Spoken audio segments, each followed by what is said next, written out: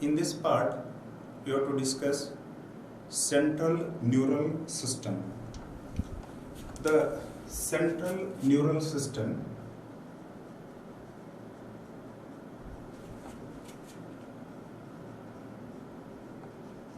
mainly includes two parts there. One, anterior part, the most important part of the central neural system, that is brain. Then posterior part of the especially central neural system includes spinal cord. But in our text, they given in detail brain. With respect to the spinal cord structure, they may not mention, but it is necessity to study the spinal cord structure because one of the most important mechanism is reflex action and reflex arc we have to discuss. To study the reflex action and reflex arc, compulsory we should know detailed structure of spinal cord, although it is not in our textbook. Therefore, first we study brain in detail, then later we go for spinal cord structure, then only reflex action and reflex arc can be followed very easily. If you take brain, it is a master organ of our body and it is a seat of intelligence, and it has a capacity to especially thinking, reasoning, planning, then memory, rememorization,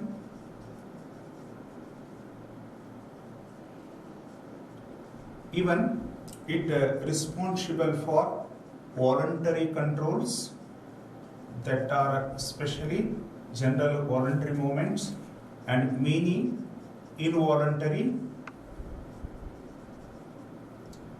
controls, and most important one is the consciousness, that is especially self-consciousness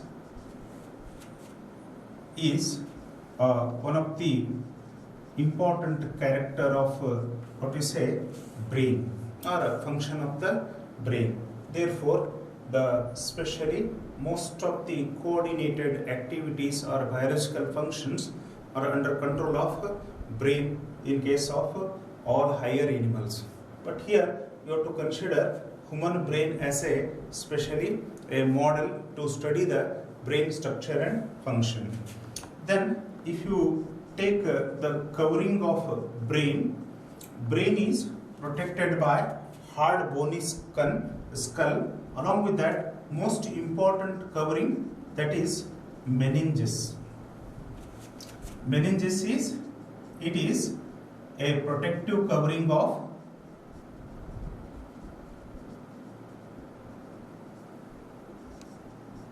both brain and spinal cord. We know although there is a additional protection we have in both brain as well as spinal cord. Brain is protected by bony skull, we call brain box, or in other words the cranium. Like that, the spinal cord is protected by bony structure called vertebral column or backbone. But in addition to that, a connective tissue protective covering present around the both brain and spinal cord, that we call meninges. Infection and inflammation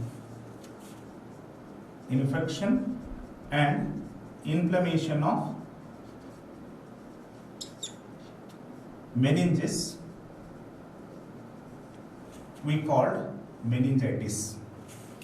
If you consider the once again covering of the especially a brain, first outermost covering is dura mater, then middle arachnoid, and inner one pia mater. like that, three coverings are there in meninges. Outer covering, dura mater, middle one, arachnoid, and inner one, pia mater. All together form the meninges. It helps in protection of the brain as well as spinal cord. Now we have to discuss different parts of brain. If you consider brain, we can able to differentiate brain into three main part.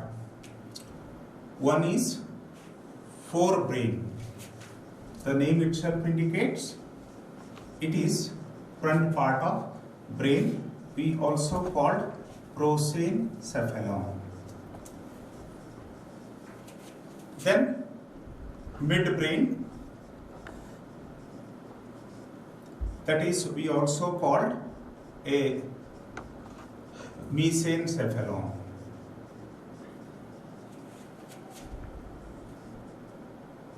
Then last part is hindbrain. If you take forebrain, the largest part of the brain, that is cerebrum, is present. In addition to that, there is a presence of diencephalon, that diencephalon having many subparts like pineal gland or pineal body, then thalamus, hypothalamus,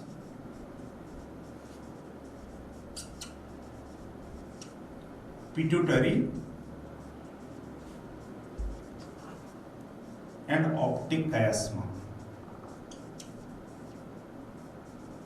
These are subpart of.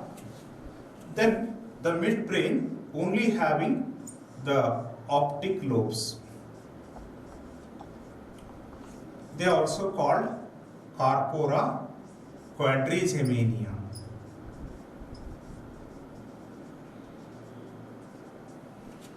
Then hindbrain, that includes mainly cerebellum.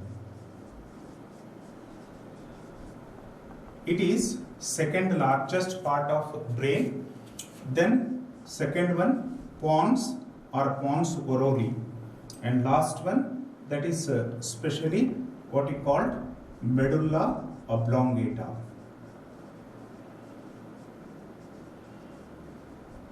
That means forebrain having two main parts, cerebrum, diencephalon.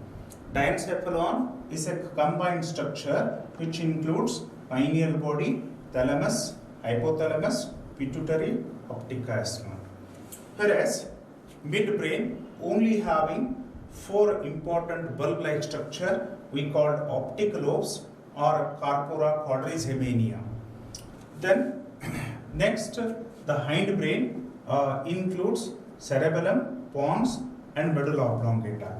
Sorry, here one more group of small structures are there. We call the name olfactory lobes.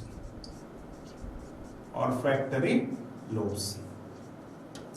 These are a different part of brain. Here we have to make little bit easy. First, you have to study the structure of a brain, different structure part of brain and their structure. And second half, we have to study the functions of all these parts in detail. Then it is easy to follow or know 100% regarding brain structure and function. Therefore, I little bit modified here. First, I will explain brain structure and later brain function. So, before going to functions of a different part of especially brain, first we explain the structure of the brain. Then one term you have to study, that is what do you mean by brain stem? Optic lobes, that what you call midbrain. Then next, that is pons. Then medulla oblongata. These three parts together called brain stem.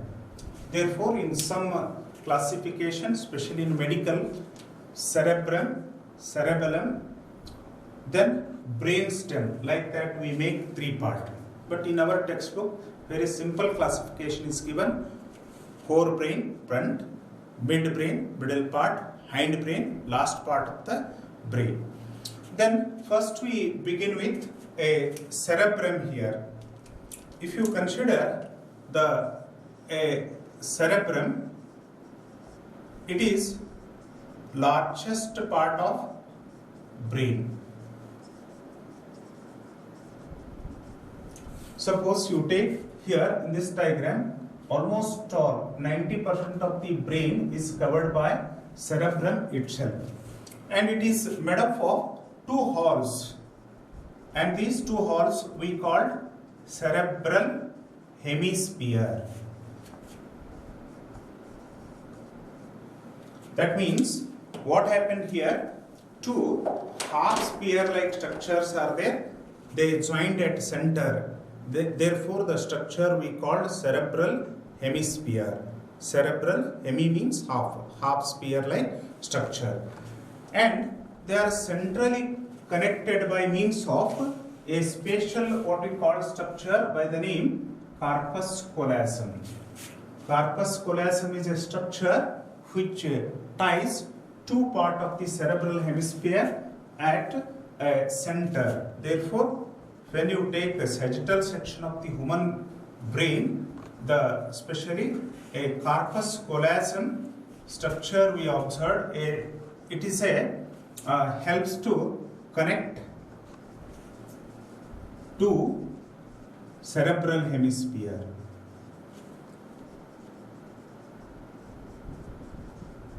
Structurally, if you consider cerebrum, we can differentiate into outer cortex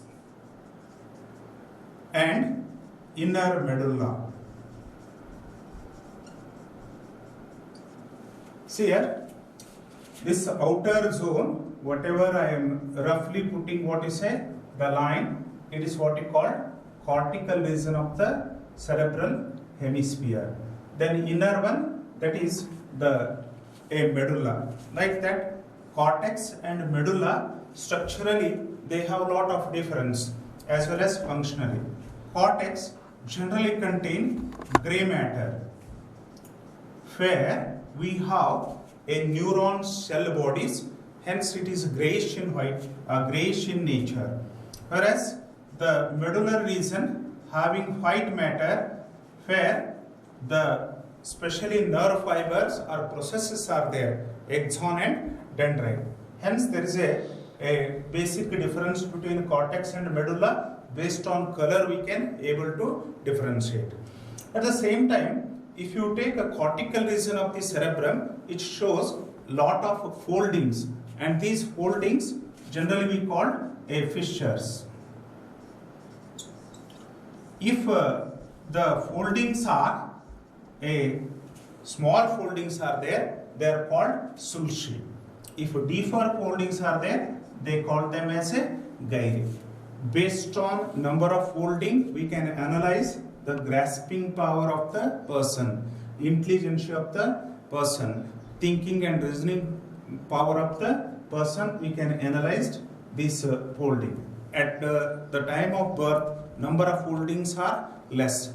As we grow, we go forward. The especially planning, thinking, learning, how much we use that brain actively, at that time these foldings number goes on, increases. That has a high capacity of a maintenance of what we call or the storage of memory in what we call cerebral region.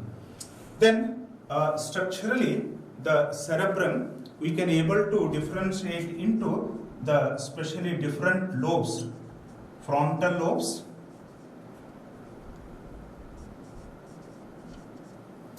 then parietal lobes, occipital lobes, then frontal lobes, parietal lobes, occipital lobes, and lastly temporal lobes. Like that, based on type of skull bones, we can differentiate cerebrum into 4 different lobes: frontal lobes, parietal lobes, occipital lobes, temporal lobes. Whatever we have forehead, this is the part we called as a frontal lobes. Then middle part we called it as a parietal lobes. Then back side occipital lobes are there, and ear side whatever the portion is there, it we called temporal lobes. Frontal lobes, parietal lobes, occipital lobes, temporal lobes. Like that we can differentiate the cerebrum into 4 important lobes. Next part of forebrain is diencephalon.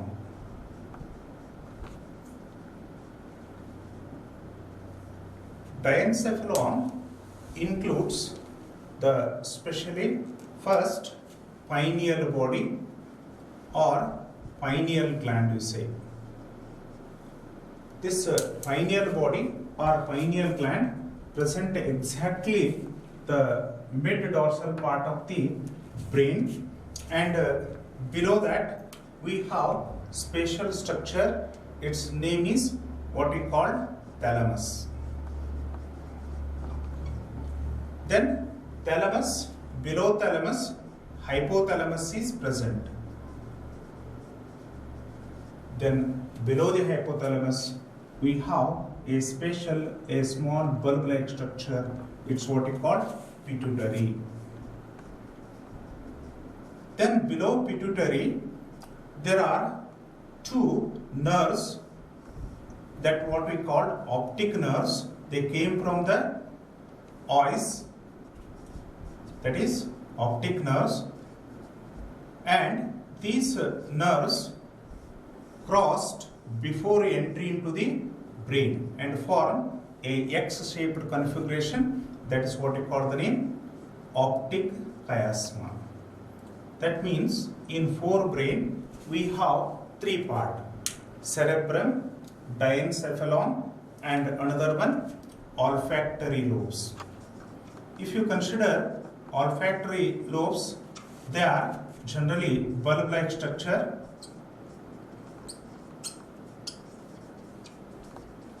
Then 2 in number.